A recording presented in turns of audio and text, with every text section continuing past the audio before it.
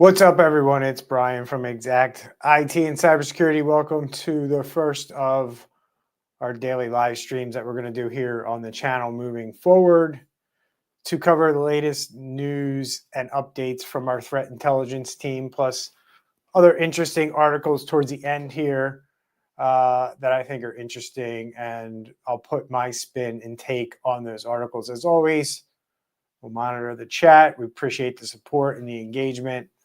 Probably won't have too much here in the beginning as we launch this new format, but we appreciate anybody's support along the way. Let us know how we can improve the show in the chat or the comments. So without further ado, we're going to get into the threat intelligence side of things. And then later on in the show, we'll move into the more newsworthy or the things that are in the news, and I will dissect them, give you my expert opinion on those situations, and hopefully you can learn what to do and how to protect yourself from these threats and what is happening out there in the world. So we'll get right into it. The first one that I'm going to discuss today is this 150,000 sites compromised by JavaScript injection promoting a Chinese gambling platform. So I'm going to get my screen share going here so you can see what I am I'm looking at. So give me just 1 second, and there we go. So we have 150,000 sites here, guys, that were compromised by a widespread and persistent cyber campaign that compromised about 150,000 legitimate websites, injecting malicious JavaScript to redirect users to Chinese language gambling platforms. According to Cybersecurity analyst Himanshu Anand, the threat actors continue to rely on iframe injections to deliver full screen overlays in victims' browsers. And these overlays disguise themselves as legitimate betting sites such as Bet365, using real branding and logos to enhance their credibility. And the goal is to hijack the user's browsing session and display fraudulent gambling landing pages in place of the original website content. It shows about over 135,800 infected sites currently host the JavaScript payload, and the malicious code is distributed via JavaScript hosted on at least 5 primary domains which serve the main redirection scripts. Client-side campaign illustrates the evolving nature of browser-based attacks, where threat actors increasingly use obfuscation and deception to expand their reach and bypass detection. And a variant of the campaign has also been observed injecting malicious iframe and script elements that simulate legitimate gambling platforms, often luring users into clicking and interacting with scam interfaces. And the attack reflects a broader rise in these web-based exploitations where attackers are weaponizing trusted websites to serve malicious content directly to unsuspecting visitors. So, what's going on here is, these threat actors know that most businesses and a lot of small businesses don't really pay attention to their websites or what is going on in their websites. Hackers know this, and they do things like this because they know it might be a while before it actually gets detected or somebody alerts the business that their website has been compromised. There's also a separate malware operation named the Gollyway World Domination, recently disclosed by GoDaddy, that has been active since about 2016, and that has infected more than 20,000 websites around the world, and 10,000 of those are unique WordPress installations. This operations center on injecting dynamically generated redirect scripts into WordPress sites, primarily via these compromised plugins, that are used within the WordPress platform. The scripts form a distributed traffic detection system and uses the infected sites as both traffic brokers and command and control nodes. So they're doing a lot of things with these different websites that people have out there. So, if you're a MSP, an IT company, you're watching this, you know, you can make a decent amount of money, going to clients and offering to scan their website for malicious code and then offering security services around those websites. I like to say that websites are kind of like the forgotten bastard child in IT in terms of a lot of small businesses and a lot of medium-sized businesses. We see websites chock full of vulnerabilities all the time simply because the platform they're using isn't updated, not because a hacker has put in malicious scripts like this. So this isn't a new thing, but it is a very popular thing, and it is increasing in popularity, and it is an easy way for hackers to spread malware across the internet.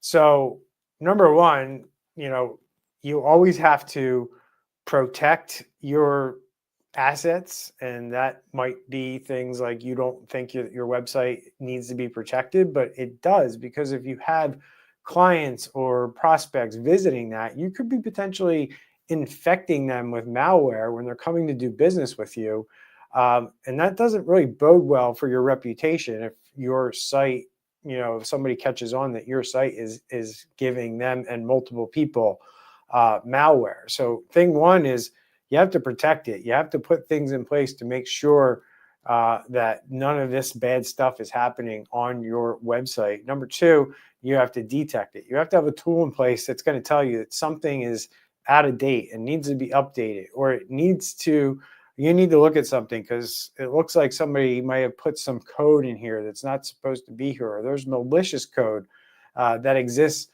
on your website. There's absolutely plenty of technology out there that exists, depending on your website platform, for you to take care of these things and make sure that you're paying attention to this. So if you suspect that your site might be impacted, you need to review it, review all the scripts for hidden HTML code, or iframe injections. These iframe injections where they basically put an iframe on your web page and they're able to display content from their web server. And as always, as I mentioned, ongoing vigilance, regular auditing and updating of your site remains your best defense against these lines of attacks. And again, if you're in IT, and this is something that you can go to your company about, something to bring awareness around and start doing. And if you own an MSP or an IT company, this is definitely something that you can go to your organizations that you serve and resell a service around website hardening and website detection and response in the event that their site gets attacked. So very interesting. Again, not the first time we've seen something like this, but it is definitely something that we were going to want to keep our eye on, because right now it's at 150,000 sites, but it could go up from there. They're not slowing down on this stuff, so it could be very interesting in the long term. So we'll see where it goes, and we'll definitely keep you updated on this one. So moving right along to our next topic that we're going to cover in our threat report today is dozens of solar inverter flaws. And this is one that's a little bit kind of out of bounds for most people, but it does bring into perspective, in my opinion, these industrial devices. And if you could be an IT person or an IT company that supports these industrial devices, but at the end of the day, industrial devices are becoming a massive target for cyber criminals. And there were researchers from Forescout Verde Labs that disclosed 46 serious vulnerabilities in solar inverters produced by the world's top 3 manufacturers. So here we go, right? We roll out technology, and a lot of times when you see technology roll out, especially in areas that are new and they haven't really been tested by pen testers and things like that, and they get widely adopted by uh, society, and people start putting solar on their buildings, on their homes, out in fields, and they have these solar inverters that are essentially little computers that tell the different systems that collect the power and store it what to do. And these controllers, can be hacked. They are vulnerable. And the flaws, which affect both the devices and their associated cloud platforms, could allow an attacker to remotely take control of these inverters, execute malicious code, access sensitive user data, or even physically damage the components. The implications are wide-reaching, particularly because these vulnerabilities could be exploited to manipulate the output of solar power systems, thereby potentially disrupting electrical grid stability on a large scale. It could ruin literally the solar panels, the solar system that you put on your business or house, or it could even ruin the power grid itself, depending on how deep and how much damage they can do based on the size of your solar farm. The most severe risk highlighted in this report involves the possibility of an attacker leveraging compromised inverters to create an imbalance between power generation and demand by hijacking multiple devices, either individually or across a fleet. An attacker could coordinate a botnet-style operation, dynamically modulating inverter output in response to control signals. So, at the end of the day, you have to, deal with these vulnerabilities, right? The companies that make these things have to put out updates or deal with the vulnerability. Right now, it's essentially we have 0 days with these particular devices, and this will happen from time to time. So as cyber defenders, we need to come up with alternative solutions when we don't have a patch. This usually involves things like network segmentation or just zero trust approaches to allowing access to these devices. There's a lot of different ways that you can handle this, but you have to beware of the problem, number one, and you have to do something about it, like put these things behind some kind of firewall that's monitored, and you only allow certain connections to these devices.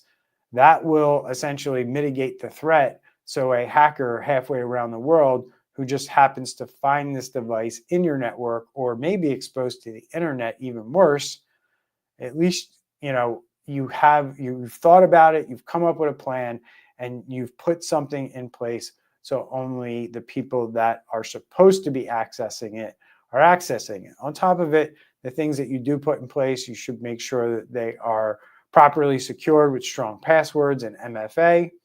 So if you're putting it behind a VPN or you're putting it behind what's known as a SASE, these things should have a good set of credentials and MFA enabled on them before somebody can access them. Otherwise, you're just basically giving them a backdoor to access your stuff through the internet. If you have any questions about this stuff, drop them in the chat. We'd love to hear from you, ask questions, or throw them in the comments down below. We'll get back to you at some point, some way. So that's it for what's going on with this story, but we do have dozens of solar inverter flaws, across the top 3 manufacturers, a lot of them. The scarier thing there is that we're rolling out technology to the world, and we're not testing this stuff before we do. This isn't uncommon, and that's what happens when we basically say we're going to roll this stuff out, and then we put the onus of security on the consumer or the customer who buys the technology. And I'm a big proponent of changing that and making sure that the companies do a better job of putting this stuff out and making sure it's secure before they go to market with it. And that is a shift in society that we need to definitely make in order for us to move forward with technology, especially with AI and quantum computing on the forefront. So another interesting story here in our threat report, which we would consider, a low threat, but it has to do with credential stuffing. And it's, if you don't know what credential stuffing is, it's a cyber attack in which malicious actors exploit a list of stolen or leaked usernames and passwords to gain unauthorized access to accounts that use the same credentials. So think of it this way.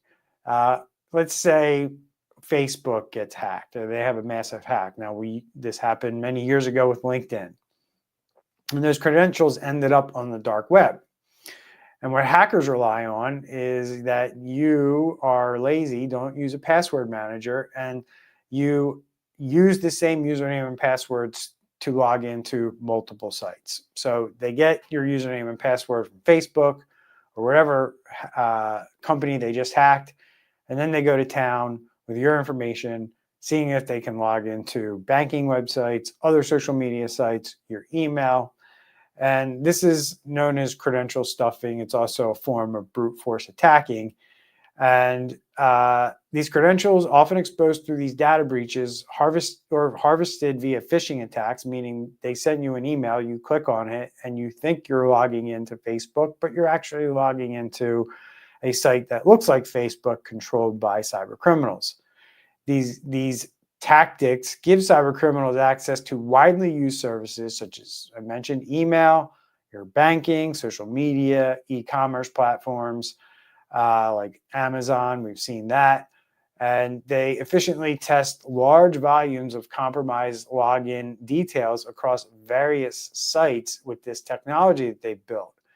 Attackers typically rely on these automated tools, but one such tool that I'm pointing out in this article is Atlantis AIO, and it has become a powerful tool employed by cyber criminals, enabling them to rapidly test millions of stolen credentials. With pre-configured modules targeting a wide range of platforms and cloud-based services, particularly the email providers, Atlantis AIO enables attackers to launch large-scale credential stuffing attacks with minimal effort. So think of it as credential stuffing as a service, or a software as a service application, where they're basically logging in, pulling in a bunch of modules or plugins like, the Google or Gmail plugin, the M365 plugin, the Facebook, the Wells Fargo, the Bank of America, and they're just plopping a list of usernames, email addresses, and passwords into a system that's automatically running through, kind of like a cold emailing system, running through that list and logging into these sites on the behalf of the cyber criminals. And when they get a hit, the system alerts them that they had a successful login using those credentials. So according to a company called Abnormal Security, Atlantis AIO is capable of quickly testing millions of usernames and password combinations across more than 140 platforms. Notably, the tool features 3 primary modules, allowing actors to launch tailored attacks. These are email account testing that targets popular email platforms like Hotmail, Yahoo, Gmails, allowing attackers to test password combinations and take control of inboxes for further fraudulent activities. They also are using it for brute force attacks, where that automates password guessing on platforms such as GMX and Web.de and Hotmail, exploiting weak or commonly used passwords. And it also helps with bypassing security measures like CAPTCHA, and automates account recovery services for services like eBay and Yahoo, streamlining account takeovers and improving attack efficiencies, because using things like password resets or forgot username, those are also things that hackers use to try to get control of your accounts. So this tool, unfortunately, significantly enhances cyber criminals' efficiency and speed of breaking into your systems using credential stuffing attacks. So, this just adds to the whole adage that it's not if, but when. And when's going to be a lot quicker for a lot of people and a lot of businesses because of tools like this and efficiencies that these cyber criminals are making. As cyber defenders and business leaders, we need to realize and understand that the cyber criminals are advancing much faster than businesses are reacting or putting proactive cybersecurity measures in place. So if you need help with any of this, there's going to be links in the description. You can reach out to us via chat. It's not hard to find us here on the channel to get help with various things or ask a question, but we're here to help you. We're here to get you the latest threat intelligence and what you can start doing about it. So moving right along on our next topic, we have this RedCurl Severity, which is another what we would consider here at Exact Cybersecurity a low severity event. But this RedCurl shifts from espionage to ransomware with first ever QW crypt deployment. And I'll start to explain what that is here in a second. I just want to change up my banner real quick and show you guys kind of what's going on here.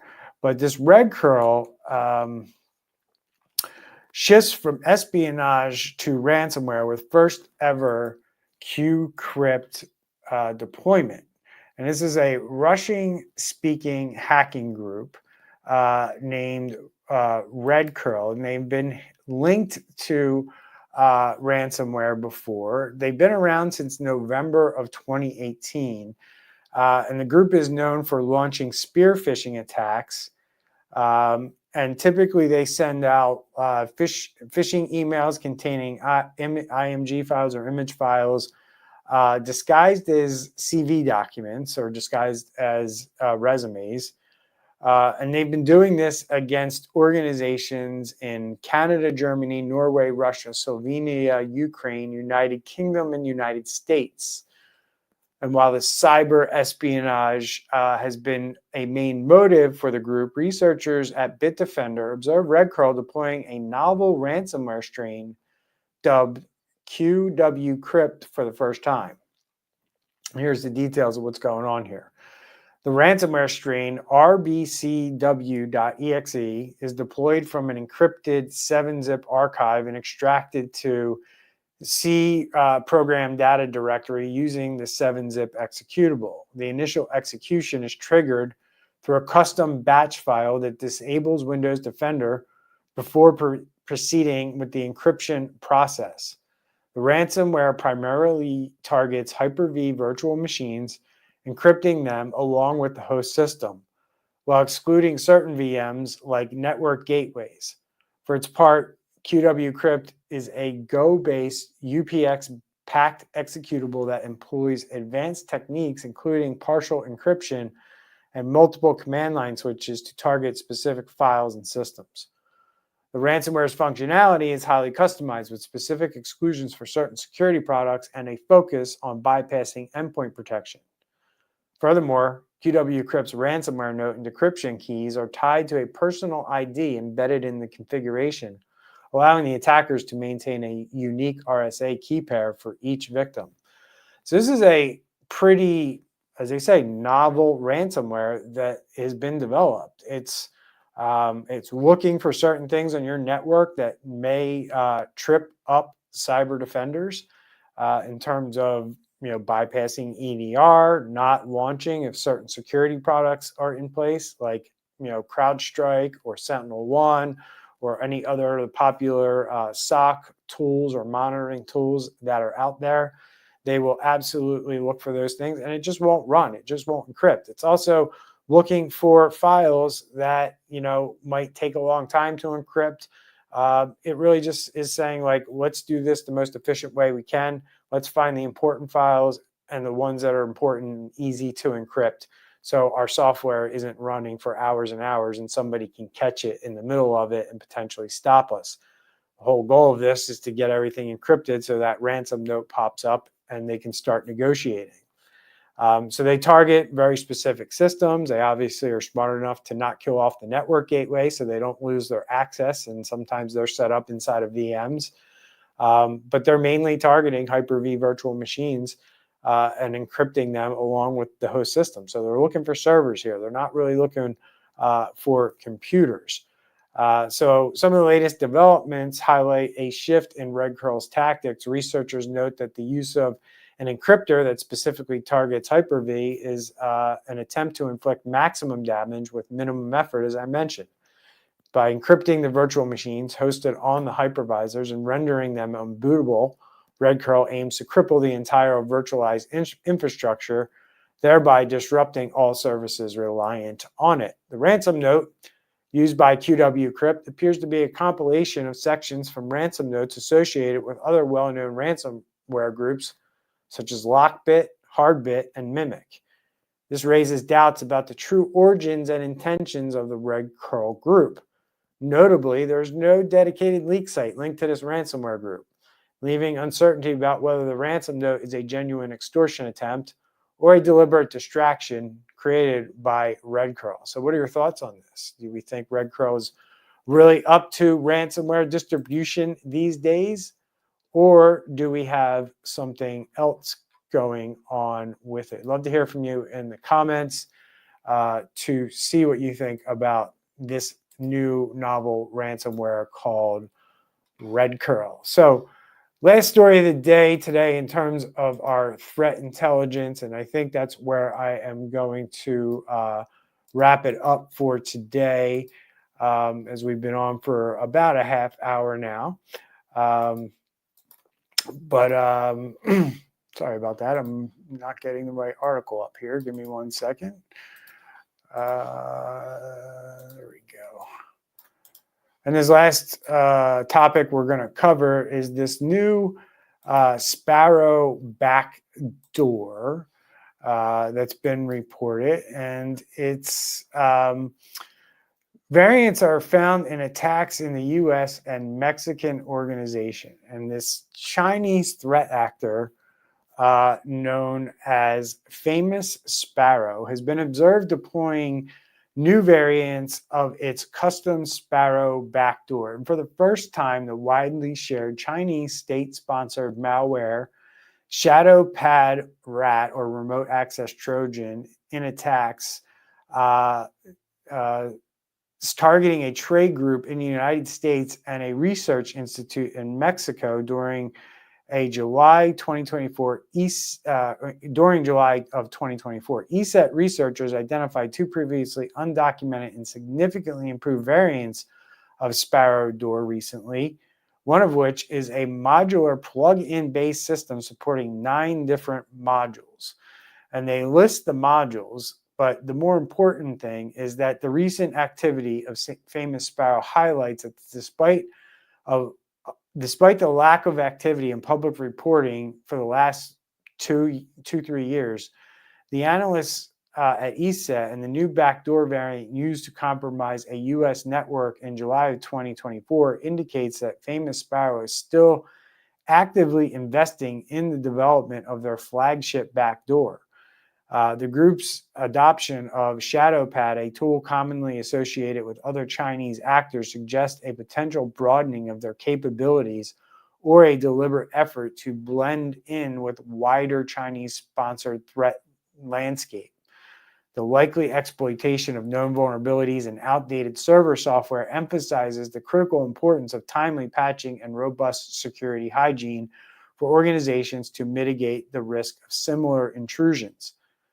The parallel execution capabilities added to Sparrow Door demonstrates a focus on operational efficiency, allowing the attackers to potentially achieve more within a shorter period of time.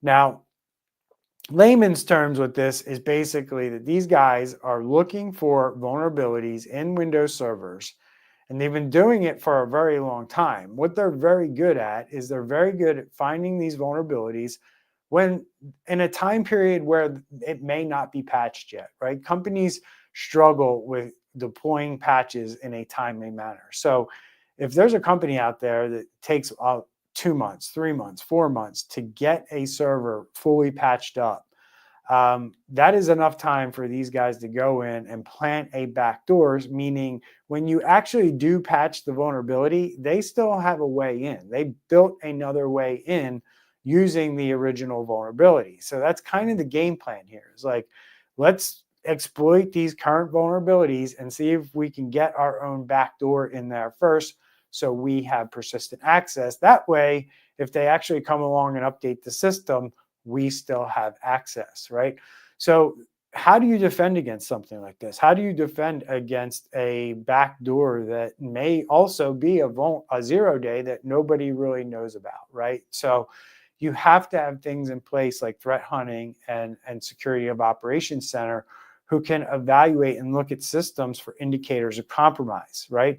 Because these individuals, when they use these backdoors, it triggers off a series of events which are logged on these systems. So if you're looking for the right behavior and right activity, you will detect this stuff. You will find it and you will be able to put a stop to it once you isolate the machine and do what you need to do to that machine to eradicate the threat that is in it. So that is the deal. I mean, so there are indicators of compromise that are available out on this article that I'm sharing on the screen. There's a link in that article where you can get the indicators of compromise.